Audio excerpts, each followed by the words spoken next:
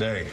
So every day we start fresh because we can't affect the past, but we damn sure can make a difference today. Welcome to episode 56 of Shop Talk. It's Kari and Jennifer here, and we're back with another episode. We're discussing 302, titled Injustice. This episode we thought was important because it began the storyline of Jackson's racist training officer, Doug Stanton, and it also discussed community policing within Nolan and Harper's storyline. So I liked it because it all kind of intertwined. It was James kind of not being sure about not just John, but other cops. And then kind of seeing it from the other side of it, where it was Doug Stanton, being, racist and just not very nice to suspects. So yeah.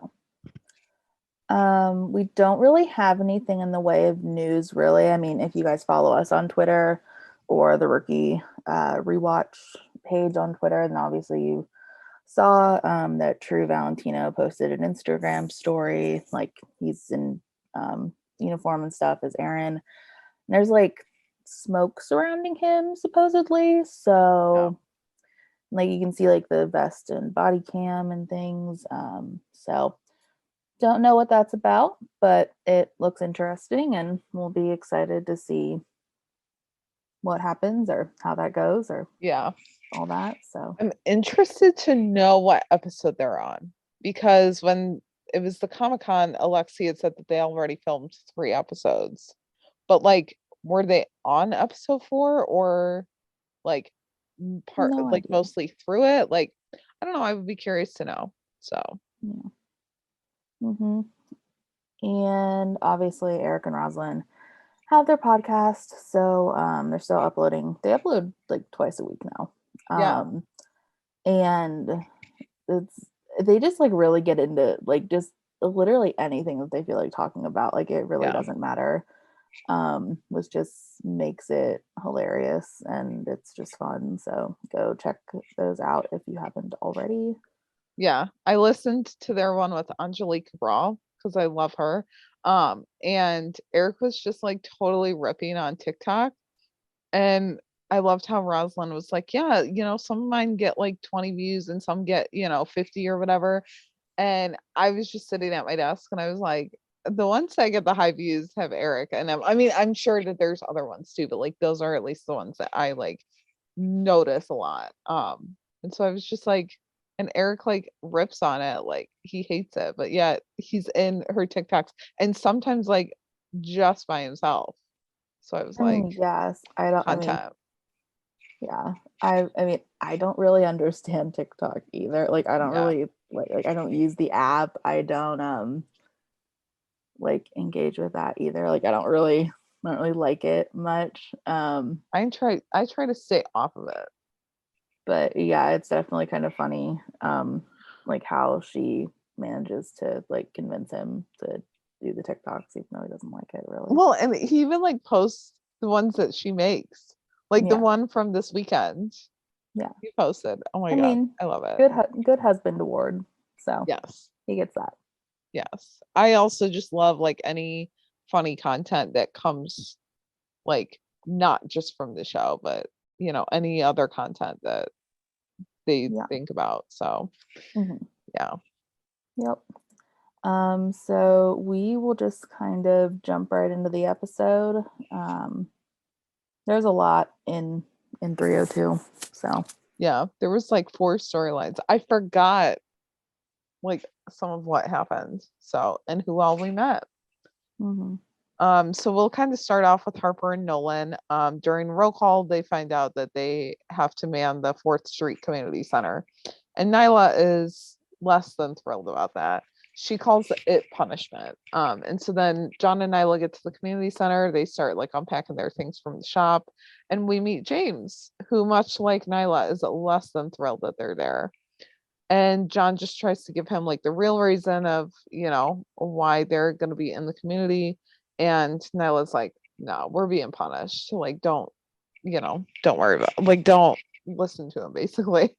So then they get into the like community center that it's pretty much empty. They're just, you know, kind of like moving them for the few days or whatever.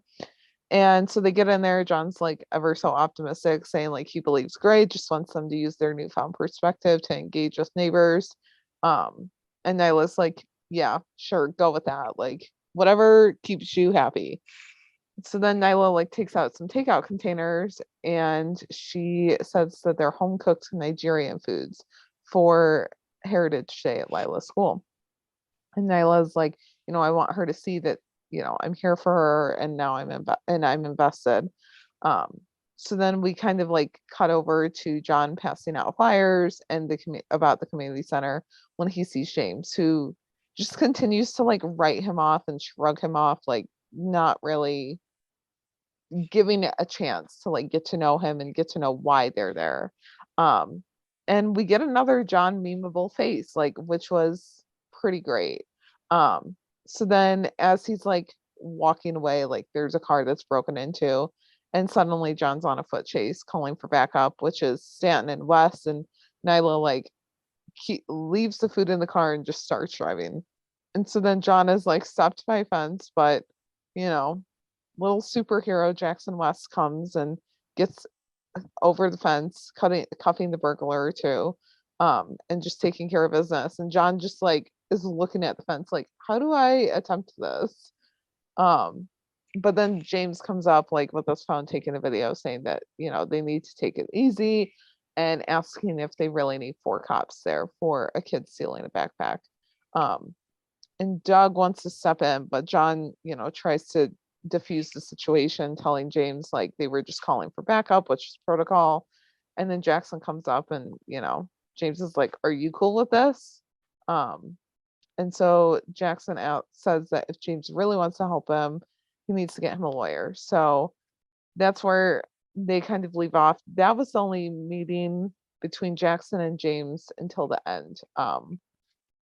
And so then John asks Nyla like if they're supposed to ignore crime in his eyes, but Nyla's like, it's not easy and he's fighting a rigged system.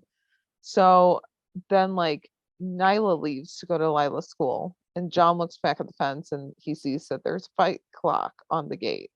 And so he becomes curious, as one John Nolan does. And he ends up taking it down. After like he radios and makes sure that it's not like part of like the city doing that.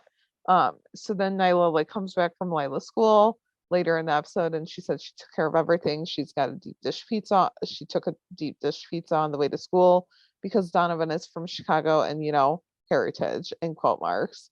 And she says it was the only thing that the kids ate. So, which I don't know where you would find a deep dish pizza in California, but I'm sure that it's possible. So, and then Nyla is on cloud nine, you know, saying that like she won at mommy that day. And she asks Nolan like how it's going there, and he's like, yeah, you know, signed off on a few like fix-it tickets and came up with some ideas for reaching out to the community. And then James comes in asking if one of them clipped the bike lock in the park, and John's like, he has another memeable face because, you know, why not? And he's like, oh yeah, that was me, like, you know, what's going on? And James's oldest son found the dirty needles in the sandbox before the littler kids played in it. And James is just like, did you stop at any point to wonder why the lock was even there? And we find out that it's there to keep dealers and junkies out of the park. So Nyla's like, you know, you should have called, so like we could have helped. And James throws back on her to say like to do what? You know, like kick them out for the night, maybe kill someone in the process. And Nyla kind of stands up, but she's also knowing like where James comes from. And she's like, you know, we're not all trigger happy. Most of us are, you know, want to help. But James just isn't so sure about that. And he's like, I can't roll the dice that a good cop is going to show up. And, you know, so we found our own solution. So then like kind of towards the end of the episode, John is like fixing the lights when James runs by. And, James is jaded about John like the entire episode. And he questions like what happens when the lights are busted out that night. And John's like, yeah, there's going to be cameras, more police presence. Like, we've got this under control. And so then John's just trying to help. And James, asks him if he's ever wondered why cops spend so much time there. And he says it's because arrests are easy. That he's seen a lot of rookies being taken there, and pretty much just like shown what a junkie and a dealer looks like. And like, they've just got a lot of their training there. So James is not taking it easy on Nolan, even saying that the only person he helped this morning was himself. Like he made himself feel good by putting a band-aid on a systemic wound. So James like challenges him to keep the meth out of the neighborhood. And that doesn't stop Nolan though, because like the next morning he's all chipper talking about the lights and everything when Nyla tells it to him straight. And she's like, I know your heart, I know where you're coming from, but you can't come at this like you're some kind of savior. And John's just like, but that's the last thing that I'm trying to do. And so Nyla gives him a piece of advice saying, stop pretending you know what they need and just ask. So then John meets Hugo, the construction guy. Well, he met him to get bolt cutters, but Hugo ends up calling John and says that he's on a job and they want vinyl composition tiles in the food prep area, and that they're going through things and it just doesn't really look right. So he's like, I can't say where I'm at, but Nyla's like, he's been roped into building a meth lab. So they call SWAT, and Nolan advocates for them going too, because SWAT's not going to know what Hugo looks like, and they don't want to lump him in with narcos. So this is kind of John's attempt to like help the community. And so they get ready, like they get there, they get ready to take the door off and go in. And they've got a short amount of time to get in there, get the victims out, all of that. So then we hear gunshots, I'm assuming, or it was at least an explosion. And Hugo says like they weren't going to be let out. So then gas is released into the air. They have to go. And Nolan's just like, he doesn't want to leave people behind, but he ends up getting one more person out with him. And so they close the door again, just as a man like comes to the window and wants out, but it's kind of too late. So at the end of the episode, Nyla like meets up with James, who's locking up and going home. And he's like, yeah, I gotta go pick up my boys who are 12 and 14. And we also find out that Lila is 7. So in season 4, I mean, granted, if we're following like a year, right? Like we don't fully know the rookie timeline. In season 4, then Lila would have been 8 and James's boys would have been like 13 and 15. So interesting to know. But then he asks like if she grew up around there, which she did, and she's wondering if this is a side door into a conversation about the cops living in the communities that they serve. And they talk more, they kind of bond, they flirt a little bit. It's pretty cute. I mean, it's interesting how like they both kind of had the same like just like attitudes and demeanors like when they first met. But then James thanks her for saving Hugo's life, and she's like, it wasn't just me, don't write Nolan off, like he's a good guy. He's more of a guardian than any other cop that she's worked with. So she's like, he's even waiting after his shift is over to like tutor kids. So then James brings in his boys, Aaron and Michael, for tutoring. And James tells John that, he does appreciate what Nolan was trying to do. And he's like, I don't take handouts, so I will be paying for tutoring. But John's like, why don't we sit down and talk more about what the neighborhood really needs? So they definitely like become more friends towards the end. And I wish that we saw more interaction with them in season 4. Hopefully we do in season 5. So yeah. Yeah, I mean, I hope we get to see them. Like, I would just hope that we get more James, since like he and Nyla are like, they're married now. Like, yeah. Um, yeah.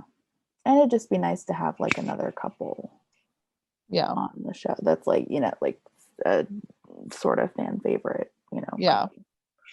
If we get Canon Chenford in season 5, which I don't think we will, because I don't know, I just don't see it completely happening. We'll have 4 canon couples in the show. Lopez, Nyla and James, Balin, and Chenford. Like, I forgot about Balin. Sorry. I was like, how are you getting 4? technically, wow. if you want to get really technical, we would have Gray and Luna too, but we don't see her Yeah. as much. So Yeah, we don't. That's another person I would like to see more of is Luna yeah. and just more Gray in general. But like if we could get like Nyla and James, Lopez, Chenford, and Balin like all out on like a group date, I would be here for that. yeah. Like, let's do it. Let's make it happen. Mhm. So that is the end for James, Harper, and Nolan. Yeah, kind of got that main storyline, you know, Yeah. 'cause that was the first one. Yeah. And then for like West and Stanton, there was kind of a lot because this is the first episode where we actually meet Doug. Um I thought it was interesting that like in the introduction of the episode, like Jackson like already kind of did like a little bit of research on his TO and Mhm. like found out like where, you know, he's from Valley Bureau and um but like he's still, you know, Jackson being Jackson. This episode made me miss Jackson a lot Yeah, because he's like so excited about, you know, Angela being detective because that's like all she ever wanted to do. So he's like, you know, okay with getting a new training officer. And obviously knowing what we know now is, you know, like all went horribly, horribly wrong. yeah, But you know, they had like a non-verbal moment it in the parking lot where roll call was that for the episode because it's Doug's first day, so Gray like introduced him and um you know said that's who Jackson's going to be working with, and Doug gave a nice nod before they actually like first spoke to each other, I guess. When they do finally talk, Doug wants Jackson to like think of them as partners, not as like TO and rookie. Um, while they're like riding around, they end up talking a little bit, and Jackson says that you know Gray is really serious about like the new changes that need to be made because of what Armstrong did in the season 2 finale. There's like still those what's the word I'm looking for? Repercussions, yeah, I guess, are still being felt by that. So they need to earn back the trust of the people in LA. And we find out a little bit more about Doug. He is, well, he's been married for 13 years and he has 2 kids. His wife's a teacher and like he hopes that she'll be able to like help turn their kids into doctors because he wouldn't wish being a cop on anyone because like people used to respect them but not really now. And I don't know, it was just interesting. Like I I don't know, I liked kind of how this is like not the right term, but you know how like in books where they have like an unreliable narrator, it's like yeah, kind of the opposite. Like the rookie like wanted you to trust Doug at first and like you yeah, didn't really see it coming yeah, that he was going to be how he was in the yeah. end. It's like they wanted you to trust him for like 0.5 seconds, and then Yeah. that like first, well, not really even the first, well, yeah, first call, but not like the first interaction with Yeah. like a civilian. Was he Mhm. suspicious? Yeah. Yeah. Because like while there's no calls on the radio, Doug sees a person like struggling I'm assuming to like get their car to start again or something. Yeah. I don't know. And so they decide to stop and help. We don't actually like see it. It's like an off-screen thing, although we do see that like Doug's like, you can, like go to a body shop, they'll be able to get that fixed. Mhm. So it's like assumed that he looked at it or something. As Jennifer mentioned, Jackson went over the fence because Nolan and fences don't mix. Well, they don't. I just realized I was They like, that's don't like the know. third time. I I forget. literally just love how he like ran up to it and just looked at it like, what do I do here? And Jackson's like, hold my beer. Like, I'm going over. Yeah, he didn't hesitate at all. And so Doug was impressed by that and asked, like later on in the episode anyway, when they're back in like the like shop bay, if he like ever considered a career in SWAT. And he said that he could put a good word in. He knows a captain over in SWAT, so he could put a good word in for Jackson.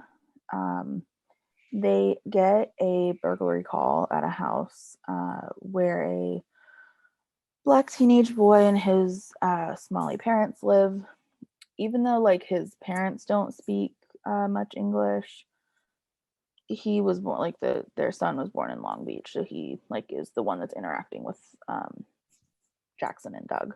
Mhm. And the boy's name is DeAndre, and Doug asks him if he had like, because he like plays sports. They were out of town for his basketball tournament, and then like they came home and their home was broken into. And so Doug asked if he like had a nickname in basketball, and he's like, well, sometimes people call me D. And Doug tries to like kind of joke around a little bit, and like instead of like B-ball, it's like D-ball, which like I thought was like, I don't know. I mean, obviously, like knowing what comes next, it's Yeah. kind of his uh It's like he's trying to make it like lighthearted. yeah, it's like this awkward, misguided segue into his next line of questioning. I just thought it was cringy. I was like, we don't need to have this. Maybe it's because knowing what we know now, like I was just like, Right. can we not carry this on? Yeah. And then it kind of takes a turn, obviously, when Doug asks if DeAndre has any tattoos. He got one when he was 13. And then Doug asks like what he's claiming these days, implying that he's in a gang. DeAndre denies that and like he's like, I'm not in a gang. Like we were robbed, as in like me and my family, like not just him. And so we see Jackson try to intervene, saying that like his partner, meaning Doug, is just trying to narrow down the suspect pool because like incidents like this could have personal motive. And he then pulls Doug aside and asks if like he can do the interview alone because Lopez never let him. Mm-hmm. And which I mean he had like pretty free reign, but I know he was just trying to use that as like an out kind of. Yeah. And so he like when Doug finally agrees, albeit saying though that if there's like so much as like a typo in his report that like he's gonna get a blue page. I'm like, wow. Yeah. But anyway, he was just pressed. Like yeah. he just couldn't let it go. And honestly, like he had that chip on his shoulder like in episode 5 from way back in episode 2. And it was like, dude, like Right. he was just trying to save your ass, number one. And number two, like he like this isn't his first day on the job. Right. I was annoyed. Yeah. And so Jackson again like apologizes and says Doug's seen a lot of gang violence and it's hard for him to like get that out of his head to like do his job now. And I just thought it was like not interesting, but just obviously, like I miss Jackson and Lucy scenes too at their apartment because like he reiterated to Lucy later, he's like, Doug did something that was like, it was like uncomfortable and it like just he was very disrespectful to this family. Yeah. And I just feel bad for Jackson because it's like he's like trying all these different avenues and like he already is like getting like there's already all these obstacles in his Yeah. way trying to like figure out how to handle this. Well, and you could tell like when he was talking to DeAndre and he was like, I'm sorry about my partner. I was like, you shouldn't have to apologize for him. Like, I mean, it's obvious what he was doing. You should not have to apologize. And like he felt so like awkward and just like weirded out by it. And I was like, oh, poor thing. Let's not make him feel like that. Mhm. Yeah. So then a little bit later, we do see Doug confronting Jackson, saying how he's like pissed off that Jackson kind of like pushed him yesterday. But then he like backtracks and he's like, it's okay because you don't know any better. So it's like putting the blame like back on Jackson or like deflecting in a way. Mm-hmm. And since he's seen a lot of gang activity, he knows that DeAndre has another it's like a 3 dots tattoo on his chest, and then like when if he were to put like his hand up to his heart and hold up 2 fingers, it would make this 213 area code, which is apparently like the origin of like the Crips. And so but then he kind of like he puts it out there and then just like dials it back. So like, maybe I'm wrong and that'll be on me, but you got to remain ever vigilant. Yeah. Like, and then he gives Jackson that book. And he just I mean, like, I don't blame Jackson for kind of being like speechless because like I was too. I was like, I don't know. Like, they did a good job. This is like a testament to like the rookie like writing because Mm-hmm. like, they did a good job at, like, yes, cops do have to remain vigilant because obviously they don't want to end up, deceased at the end of their shift Yeah. or, like gravely injured. But it's like racial profiling is not the way Yeah. to make sure that does not happen. Um, and so I don't know. It's just like you could, not that you could understand Doug because you can't understand that. Yeah. But just, it's like there's just this very, very thin line that they were like treading. Mm-hmm. So I don't know. I just thought it was good writing and good, like, yeah, just how they did it was good. This last scene though, I did not like. And it's, well, I don't really know. Was Jackson Yeah. just heading out, like heading home? I think so. I mean, it looked like Yes. he was Maybe like looking, yeah, like I thought he maybe was he like was looking watching for, Doug. oh, I don't maybe. know. I don't know. I guess because he goes to Gray later, Yeah. a little bit later in season 3, I guess. So that's why I was kind of, I had that in my head and I'm like, no, they're not by Gray's office. Like, I don't know. I was just, They're in the same area where Tim or Angela like walked up to Tim in 211 in Day yeah, of Death. And then like also where like Lucy and Caleb met and like Tim snatched the phone number. They're like in that area, like the hallway yeah. between like where they pick up the gear and like the roll call room, I think. Yeah. But anyway, so at the end of the episode, Tim like kind of just comes up and then Jackson like turns around and asks if he's ever seen someone with the 213 tattoo, and Tim's like, no, not in like a decade. And he asks if like Stanton told him about that, and he's like, yeah. And apparently we find out a little bit more about Doug via Tim, that he started out as an LA County sheriff, and like the rookies in that sheriff's department do 2 years at the Twin Towers, which I'm assuming is like like a federal prison. Or, well, if it's county though, it would be like county jail, or would it I be think like so. federal prison? I don't know. Or like Department of Um, Corrections. Maybe. I don't I know. don't I know. kind of, maybe I should have looked that up before we started regrets. Okay. It's a big Moving on. part though, or it's a big like facility in LA. I mean, Twin Yeah, I'm Towers. sure. I wonder Yeah. if that's where like Nyla and John have went before, like in season 2. I don't know. It's gonna bug me. Apparently, I'm gonna do this right now.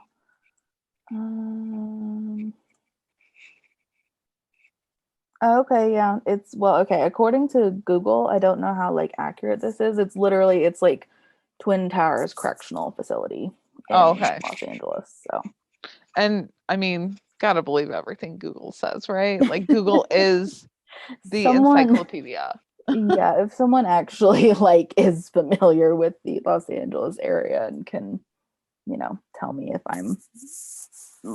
I'm right or correct me if I'm wrong. But like also he was an LA County sheriff and now he is a P2 or like P3 or whatever, like a training officer. Yeah.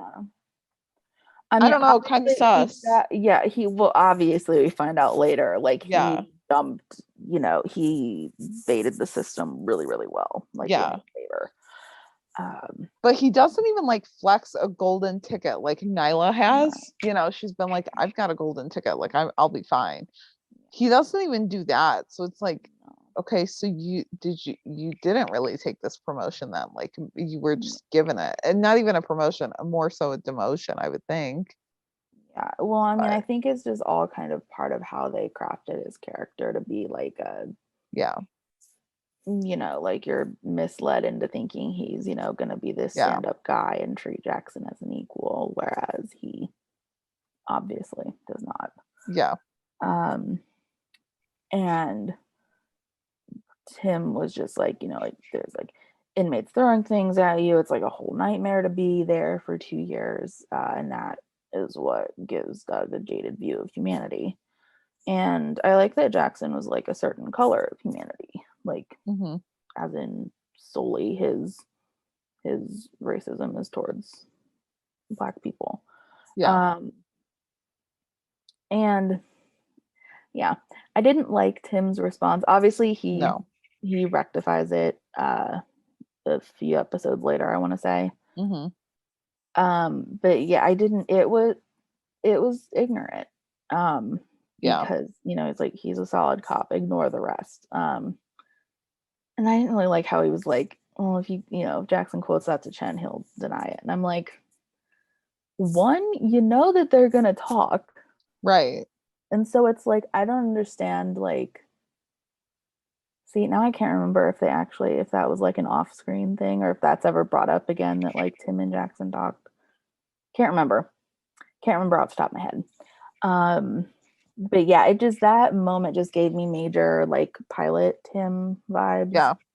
And it's just not good. I mean, obviously it's not good for him to be dismissive to Jackson's plight. Like Yeah. like yes, Jackson didn't like flat out say like, my training officer is a, Right. a racist. But still it's like he's having this problem. He has this like grievance that is like obviously weighing on him. It's not something that, and like Jackson, like he's a rule follower. He does things by the book. He usually Right. doesn't like fall out of line. But it's like this is something that is obviously like an issue. I mean that like all people should stand up for or like Yeah. stand up against. But like just for him, it's like what's that expression? Like a double-edged sword in a way because he Yeah. is an African American, but he also is a cop.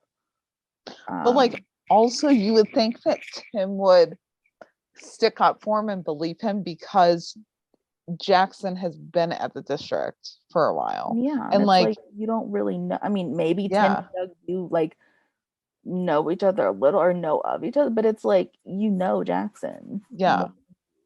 Well, and like that he's a good guy. I don't know. Yeah. And I also wonder like how like mentally he kicked himself in 305 when he saw Probably. what Doug was capable of for Yeah. brushing Jackson off like that. Like, Yeah. I don't know. I wonder how much he let that get to him. And then like even after 305, like was he still struggling internally with that? He had to have been. Yeah. Well, I think This is what I mean. This is what happens when I don't watch episodes for a while, because I have not watched these early season 3 episodes in a while. I want to say it's the next episode though. I mean, I know they do the shooting training thing, but I also want to say it's the one where like Tim's season 1 behavior was brought up like by Lucy, and she like kind of challenged him on that and was like, remember when you made me do that? I mean, again, someone can tell me if I'm wrong on the episode number. But like there is like between that, like this overarching storyline for Jackson, it's like, Tim is realizing that he did display um behaviors that would be considered racist or racial profiling.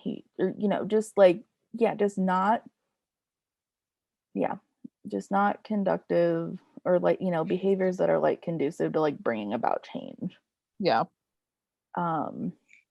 which is ironic considering it's a sad irony because he was the one towards the beginning of the episode that was like, Ray's right, we need to like make change and like be proactive and yada yada yada.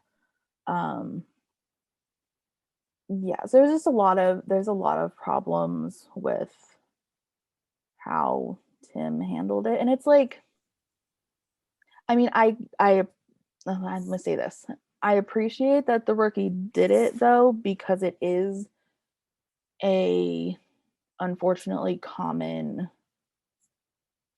like, it's a common occurrence or like in the past few years at least. That like some people can still hold that and like not see their privilege as a white person, especially like a white male. But obviously like Tim's like growth since then helped redeem him some. But yeah, still I don't like it. And I don't know, just I mean, even still though, it's like, I mean, I get why they did it. I just wish that they didn't do it, because Tim, like, usually, I mean, he's not, one to like wear his own emotions on his sleeve, but he usually can tell when things are bothering other people. And it's like, I get why they did it. It served the story. But yeah, it's just not a good note to end on.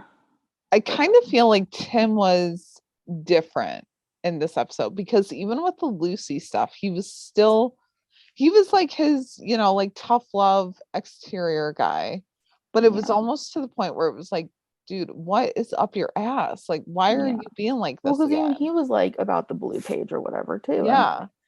What is with the blue pages? Like, I want to give both everyone else blue pages. Like, what is going on? Yeah, I want to give Lucy and Jackson like star student stickers. Like gold stars for them, blue pages for everyone else. Like, what the heck? Not a blue page for Nyla though. No, we love the queen. That's true. Yeah, I thought that was a nice moment, like, because she was so worried about John like coming out okay and everything, and just like she was like watching him and everything, or watching for him. Like they've like grown so much, like they're besties, into like good friends. I know. I wish I wonder if Talia and John's relationship would have grown had Afton stayed on the show longer. I'm sure that it would have, but like imagine if we had Talia for season 2 and then like Nyla came in season 3 and 4. Like we would have been able to see his relationship with his TOs grow, and it would have been interesting. But I'm glad that we have Nyla. I mean, I love her. So So going over to Chenford and Tamara, Lucy and Jackson are over at Nolan's house in the beginning of the episode, working on his house, cleansing it, because of all the Armstrong stuff. They go to get paint outside. They go outside to get the paint from Lucy's car to find out that it's been stolen. And she's like, who would hike halfway up the Hollywood sign to steal someone's car? And Jackson's like, I'm just surprised that they got it started. And Lucy's like, don't talk about my baby that way. and we find out that it doesn't actually lock. And bonus, we got another John Nolan me moment, so that's always fun. And before roll call is over, they're doing it like outside in the parking lot this episode, not like in the district or in the building. Lucy hands out flyers about her missing car, and Tim's just like, let's go, Boot. Like we have to get out there and patrol. So Tim agrees like with what Grace said while they're driving. And he's like, we have to rededicate ourselves to doing the job right, which means the last 25 days of Lucy's training is going to be even more intense. But she's just focused on her missing car. So when she mentions that they should like look at chop shops for it, Tim's just like, even as parts, your car is worthless, like pretty much telling her to just let it go. But she fights back, saying it's been the only constant for her. It's the only place that she's felt safe after Caleb. And he says that she should just focus on the rest of her training. And she kind of throws it back to him, asking like what he would do if he was in this situation. And so you can tell that he kind of feels bad for saying, just like move on. But he ultimately kind of helps her find it. So they roll up on a scene with a young woman who's trying to get the man that like she Ubered like out of her car. And Tim's just like questioning Lucy on what's the goal of this call. And Lucy's like to get him out, but Tim doesn't fail to correct her and say that it's to get him out without making things worse, asking if she thinks that she can get him out without relying on her weapons, kind of giving her a little bit of a challenge, which was nice to see.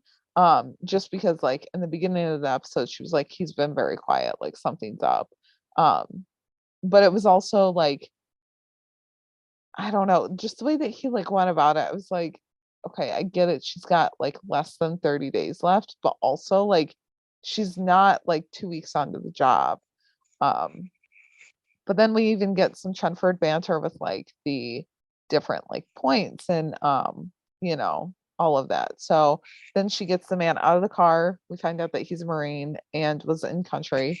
And when he gets out, she like reaches for her weapon.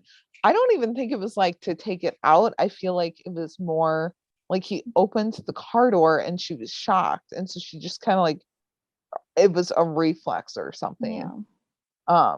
But Tim announces that she's lost points and Lucy just pays no attention to him and, Yeah, and I'm tries like, to, dude, yeah, shut up. like this why? is not the time. No.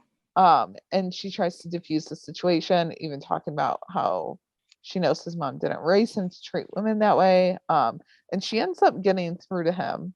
And I don't know, I was thinking about this on my second rewatch. I was like, honestly, it would have been nice if we saw more of Tim's reaction to all of this, because he was in Afghanistan, he was in the army, all of that. And I don't know what I would have wanted to see from his face, if it would have been just like him kind of like reliving all of that, or I don't know, but it would have been interesting to see. I mean, that's not the point of the scene. The point of the scene was to focus on her and highlight like her skills, but then Lucy ends up turning back around to Tim and lists off all like the bonus points that she received. And before they leave the scene, Lucy asks the woman if she's seen her car, which she has, and she gives Chenford a location. So they roll up on Lucy's car, and Lucy's like, oh, there's someone in there. So Lucy puts the cuffs on Tamara and arrests her.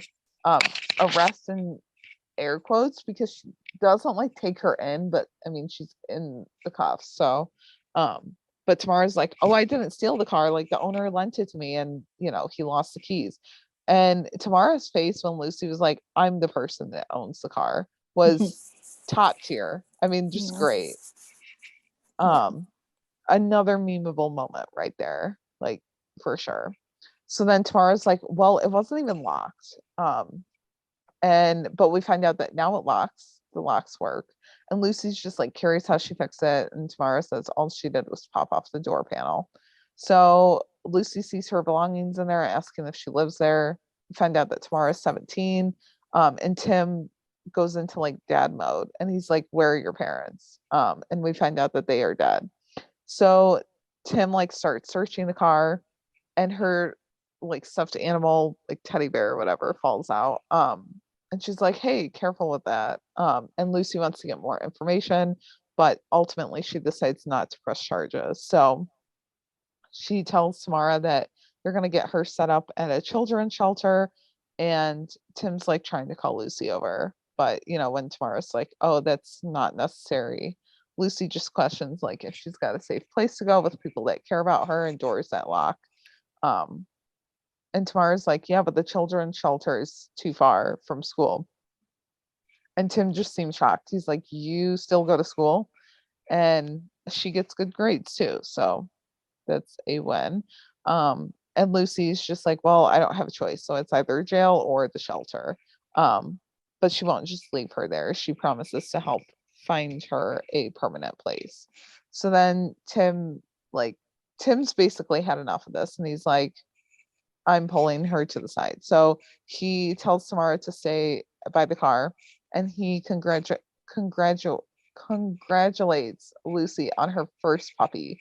And he's like, every rookie has one at some point. I'm just surprised that it took you this long to get one. And so then Lucy kind of like flips it back on him, and she's like, well, did you have a puppy? And he's like, he diverts the question, and Lucy just says, like, she's a girl in trouble and I'm gonna help her. Like, she just stands up for her. So then we find out that Tamara has left the shelter in the middle of the night, and Lucy talks to her caseworker, finding out that like she's had it rough. Both of her parents OD'd and she was taken in by relatives. But there was violence in the house, so she split.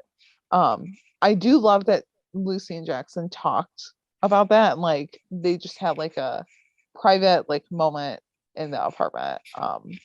I just loved that. So I wish that we got to see more Jackson and Tamara interactions. Yeah. Like we did here and there, but not many. So then Lucy just, wants to try and find Tamara, even though Tim's like giving her a hard time. And she ends up waiting for Tamara by the library where she knows she hangs out. So she ends up giving her car to live in until Tamara gets back on her feet. But the catch is that she has to let social services find her a place to live that's safe, and Lucy will make sure that it's safe as well. And Tamara has to check in regularly with Lucy until that happens. And Tamara's like, I love how she's like, so check in like once a week. And Lucy's like, once a day. So she was like, car and once a day or no car. And Tamara ultimately agrees to it. So we met Tamara and James in the same episode, which was fun. Mm-hmm. Meeting Doug Stan, not fun. So No, not fun. So we had a little bit on Lopez, because obviously Angela is a detective now. So Queen Angela Lopez. yep. And then Wesley being the like ever dutiful husband and like or fiance, I guess, and like waiting on her. Yeah, he just wanted to make sure that she was like a-okay. I was like, oh my gosh, I love him. Yeah, he's so good. He tried so hard in this episode to like just do all the things. Yeah. Well, and he even like mentioned the housekeeper. I was like, aw, I love him. Yeah. Because for them it starts like Angela's rifling through her closet, trying to find clothes to wear. I love how this like paralleled. I just now thought of this parallel.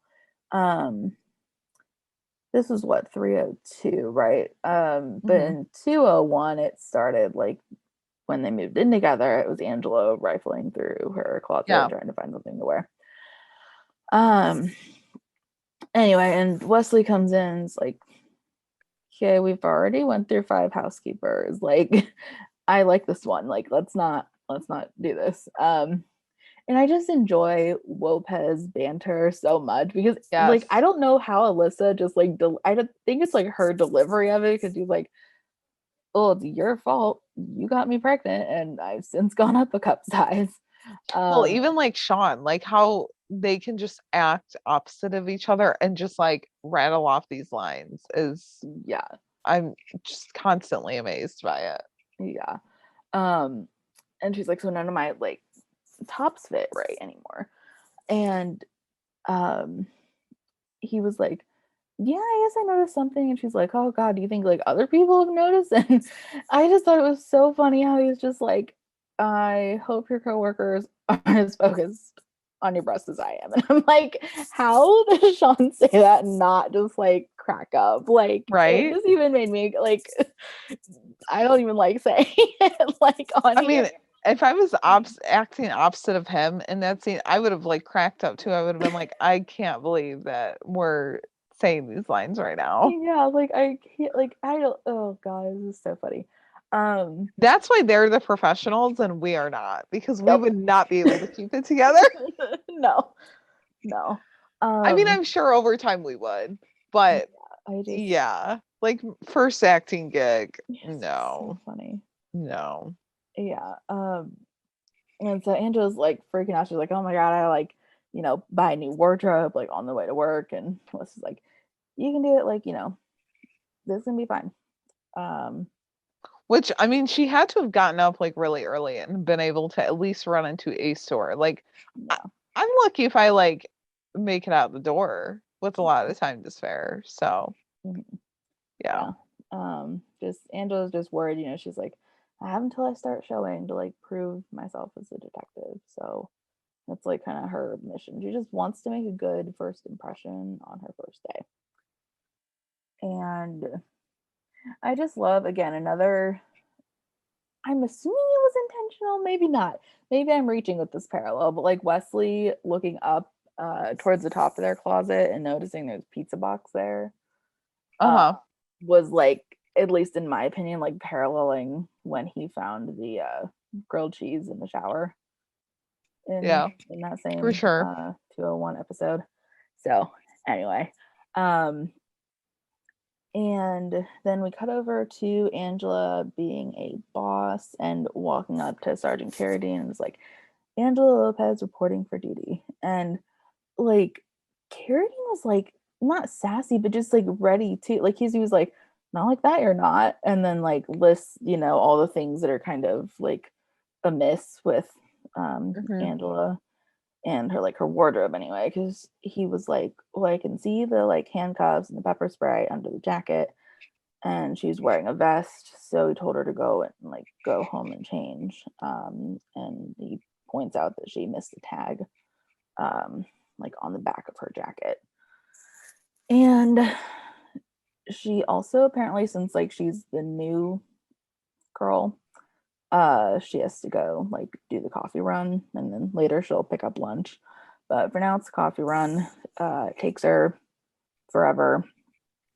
And Carradine joked that he like almost gave away her first case, and I'm like, dude, why are we like continuing down this like little like I don't know, like just little jabs, not like quite not mean spirited, but just kind of, just like little things. I'm like, can't you just like talk to her like a normal person? Like, why do we have to have these like quips Apparently, in all there? of the male supervisor officers had something up their butts in this episode.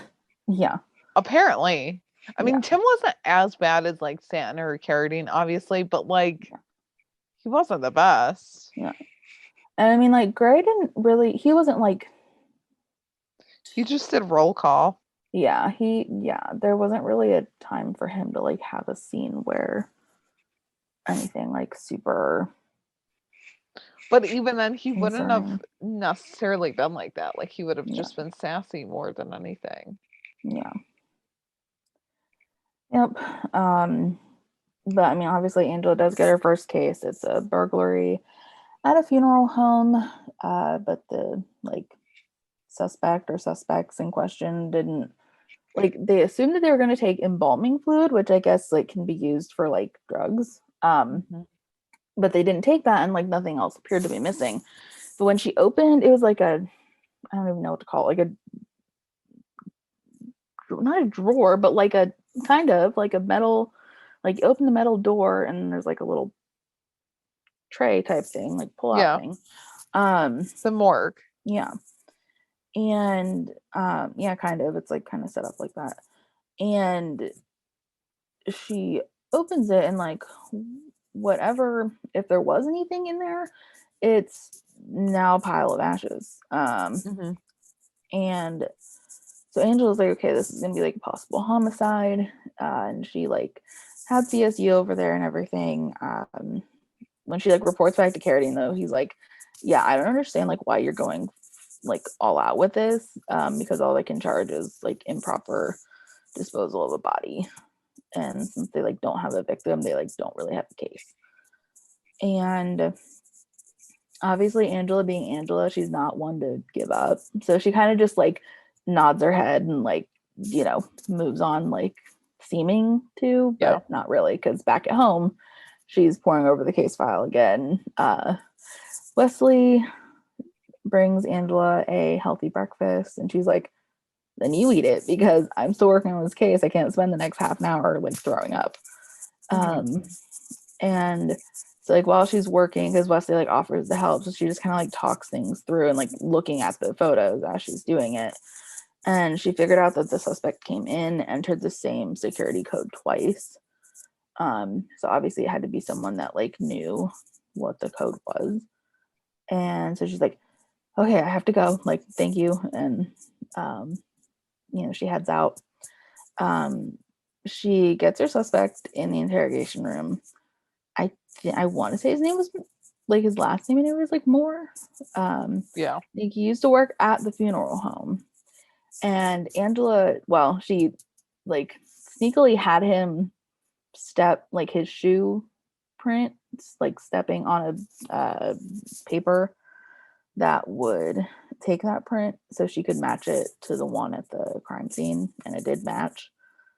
And so the guy ended up like telling her that they told him to burn bodies, as in multiple, and they apparently being the K-Town Mafia, and he's like all worried. He's like, oh no, like you don't understand, like, they're gonna kill me. I can't do it. But Carradine's brought in. They kind of both like listen to this guy and like, this is like the only way. It's either like this or you're like completely done for. Yeah. And so the guy like finally decides to cooperate, and Angela has her case like almost complete. And Carradine's like, I'm gonna finish up here. It's gonna be a front page arrest. Like, they got it. Yep. She got it, and she's a badass, and we love that for her. We do. So, She like, killed it. yeah, like started a little rocky, but like finished the day strong, or days maybe. I don't know if I never know if it's like multiple days. I guess multiple I days know. if like Wesley brought her breakfast in that Well, and like day, maybe. yeah, Nolan and Nyla like came back. Yeah. It was definitely multiple days. Multiple days. But still, just good for Angela. Yeah. That was kind of it for this episode though. Like we were just like hitting it. We were yeah. I mean, there's like a lot, but obviously like it's just the beginning of some of these like important issues that the rookie tackles. So it was very like case heavy. Like there wasn't many like personal moments. There was, but not in other not like other episodes that we've seen. Yeah, I was just like in like passing comments or like just little moments you got to kind of see. Yeah. Which I don't know. I like a good mix of that. Like I like a good mix of like case heavy episodes and then just, kind of fun, lighthearted episodes too. So yeah. But we did get to meet quite a few new faces. Yeah. One we didn't like, although again, I think I said this like when Stanton like came back or something like last year, but like, kudos to Brandon Routh for portraying such a character and doing it justice. But yeah, no, we don't like Doug Stanton. Yeah. But yeah, I mean, that's pretty much it for this episode. If you liked this episode of and Shop Talk as a whole, please leave us a rating and review on iTunes or, anywhere you listen to the podcast. It really helps us out and we would really appreciate it. It just helps like new rookie fans find us. You can find us individually on Twitter as well. I'm at jstark804. And I'm at Carrie Hyman. And then if you guys follow our podcast here, you can also find us on Twitter at the Shop Talk Pod _ or email us at shoptalktherookiepodcast@gmail.com with all of your thoughts. And next week we'll be back with an episode talking about Melissa's role on Dark Matter. So a little bit of homework for listeners, but if you guys have a suggestion of which episode we should watch and discuss, let us know. We would love to know your thoughts. Yeah, because neither of us have like seen. I mean, I'm familiar with the show. Like I've seen clips, but I've never actually watched a full episode. Yeah, I've really only just seen GIFs, so it'll truly be a ride for us. But yeah, we're excited to cover that just because we've heard from other people that there's a lot of like similarities with like Lucy's undercover persona and Portia Lynn. So yeah. And it's just different and it's fun. Yeah. It's like, like sci-fi. And it was Melissa's like first like lead role. Like she like booked it out of the gate. Like good for her. Yeah. TV. So yeah. So it'll be fun to cover that. But yeah, if there's an episode that we should watch, whether it's, the first episode or, third season or whatever, second season, let us know. We would love to discuss it. So bye everyone. bye guys. Go get 'em, boo.